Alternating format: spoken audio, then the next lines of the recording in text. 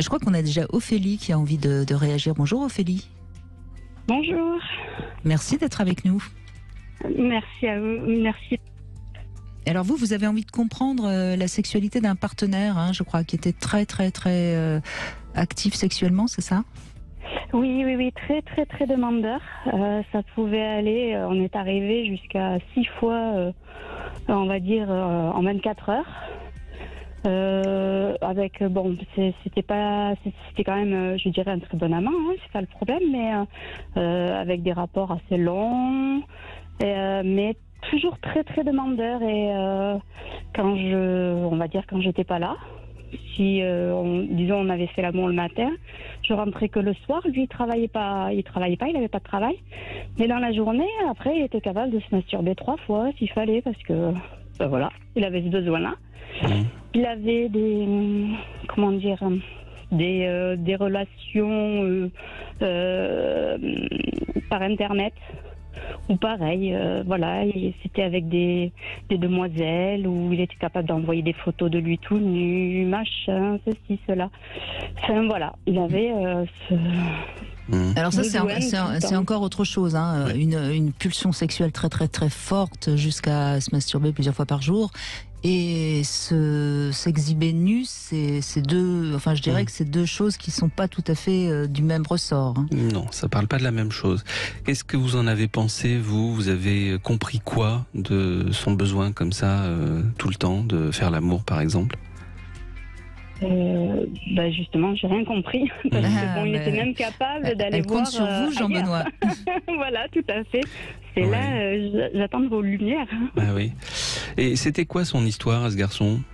Vous savez un peu ? Alors, ce garçon, depuis tout petit, donc on va dire, il a été élevé plus ou moins par son papa, parce que sa maman, très absente, parce qu'elle travaillait beaucoup. Elle partait très tôt le matin, rentrait très tard. Son père ne travaillait pas. C'est un petit garçon qui est, on va dire, il a été traité comme étant, on va dire, je ne sais pas comment vous dire pour pas utiliser de mots méchants, parce que eux utilisaient le terme, ses sœurs par exemple, le traitent de gogol. Voilà, pour dire un peu comment il était traité à la maison, c'est-à-dire que c'était un bon à rien. Son père était toujours en train donc il était un petit peu de le réduire, humilié. Hein, donc blessure d'abandon, blessure d'humiliation. Hein, donc on peut déjà penser que cette surcharge pulsionnelle sexuelle, ça calmait son sentiment d'abandon. Hein.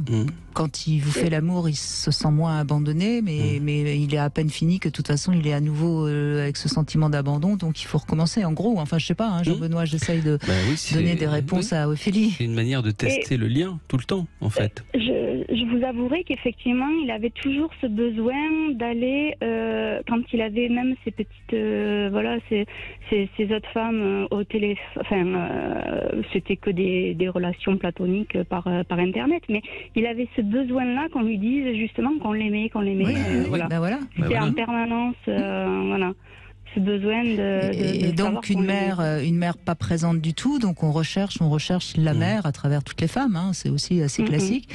Et puis ce besoin de nudité, c'est un besoin de prouver sa virilité, sans doute parce que il a pas pu s'identifier suffisamment à son père. Enfin, encore une fois, je fais la psy de bas étage. C'est assez clair en fait. Hein, mais c'est assez clair. Oui. Et il y a un gros cri quand même derrière, c'est est-ce que j'existe ?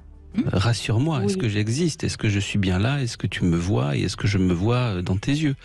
Donc c'est en permanence, voilà, c'est très difficile. Genre, si je disais non pour une chose, mais tu m'aimes pas, tu es là dès que ça mais tu fais rien pour moi. Enfin, alors que je faisais tout, hein, on est d'accord, hein, parce que chaque fois qu'il se plaignait, j'étais capable de tout laisser tomber et d'arriver, parce qu'il était toujours là, mais tu m'aimes pas, parce que tu viens pas. Et en même temps, il devait être très touchant dans ces moments-là. Hein. Oui. Un petit garçon qui... Très, très attachant. C'est ça, tout à fait ça. Et vous en parlez au passé, ce qui veut dire que cette histoire est terminée ? Oui, parce que il y a eu d'autres travers, c'est que du coup il était très jaloux pour un rien, pour un sourire, un bonjour d'un homme, ça partait vite à la violence, quoi. Voilà. Donc on a dû mettre un terme, parce que c'est même passé au tribunal, parce qu'un jour, il n'a pas su se contenir et il a été violent devant ma fille. Donc voilà, ça m'a causé énormément de problèmes, son histoire de vouloir tout le temps être, voilà. Donc j'ai pas eu le choix. J'ai essayé pendant 5 ans d'essayer de trouver la faille pour essayer de trouver comment faire, mais il aurait fallu qu'il se fasse aider, encore une fois. Voilà, vous voyez quand même l'étendue des dégâts dès le début, en fait. Voilà, on peut penser que vraiment c'est catastrophique ce qu'il a vécu pour se construire au départ. Donc par la suite, s'il se fait pas aider, ça reste catastrophique et ça s'exprime différemment, mais c'est très compliqué. On a essayé d'aller voir des personnes. On avait trouvé une dame dans un CMP qui avait fait du bon travail, je dirais. Ça commençait à porter ses fruits, on va dire. Sauf que comme il est très très influençable, une demoiselle dont je lui avais demandé d'arrêter tout contact parce que justement elle le faisait partir dans des choses complètement hallucinante. Je lui ai dit, il faut que tu coupes absolument contact avec cette demoiselle parce que ça c'est pas bon pour toi.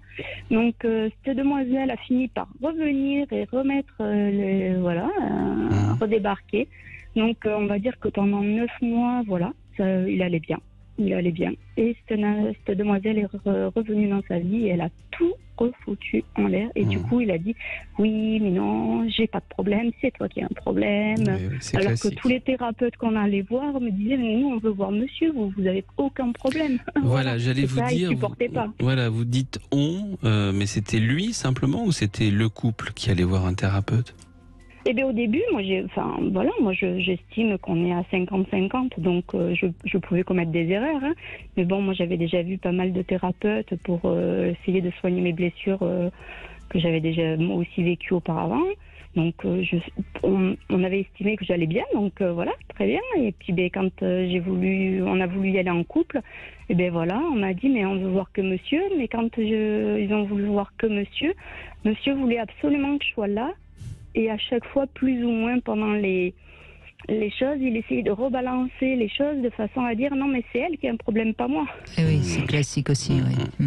Il était réellement attachant. Vous avez raison, Jean-Benoît Duvontaise. Vous avez raison. Merci Ophélie de votre témoignage.